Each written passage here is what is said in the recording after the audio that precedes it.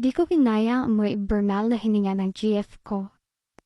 Magandang umaga, tanghali at gabi sa lahat ng nakikinig at makakarinig ng kwento ko.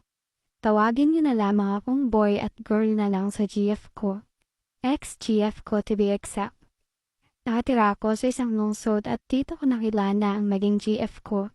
Nagtatrabaho ako sa isang agency company at college student naman ang GF ko. Isa ako sa naging ninong sa binyag ng anak ng workmate ko. Umattend ako sa binyag at ganun din sa venue kung saan gaganapin ang binyag. Doon ko unang nakita at nakilala ang GF ko. Unang tingin ko pa lang sa kanya ay tinamaan na agad ako. For me, perfect kasi siya, physically. Sobrang ganda niya, matangkad, maputi at sexy.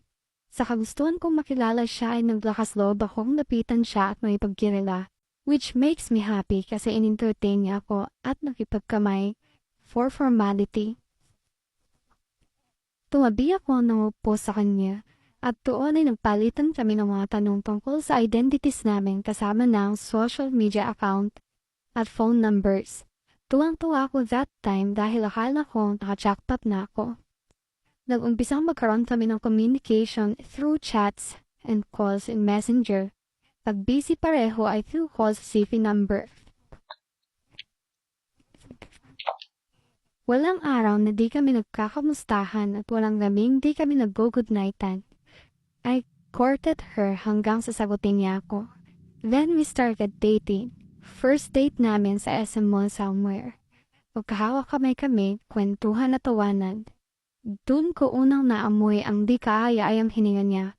Akala ko may nadaanan lang kaming mabaho pero noong di sinasadyang naglapit ang mukha namin, doon ko naamoy ang amoy imbernal na hininga ng GF ko. Di ako nagpahalata dahil ayoko namang ma-offend siya. Buong akala ko din kasi ay baka nakakain lang siya na hindi maganda kaya affected yung hininga niya. Sunod na nag-date kami, ay naglakas loob akong halikan siya para sa first base ko. Pero muntik na akong masuka sa sobrang baho ng hininga niya. Hindi lang sa hangin na nagmumula sa bibig niya kundi pati laway niya. Alam kong nabastusan siya sa ginawa ko dahil naitulak ko pa siya at agad pinunasan ang bibig ko. Tsaka ako nagpaalam na magbanyo at doon sa banyo ako nagduduwal at nagbumog ng todo. Siguro sasabihin yung OA at maarte ako pero hindi ako ganong tao.